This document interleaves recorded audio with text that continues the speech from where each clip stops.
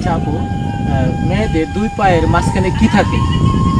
मारो नहीं ये मजाक हो रहा है एक सेकंड। দুই পায়ের মাঝখানে কি থাকে? দুই পায়ের মাঝখানে ভাইয়া যেটা থাকে ওটা তো বলতে পারতেছি না সবার সামনে। আপনাদের কাছে ছুড়ে দিলাম, অবশ্যই উত্তরটা দিয়ে যাবেন।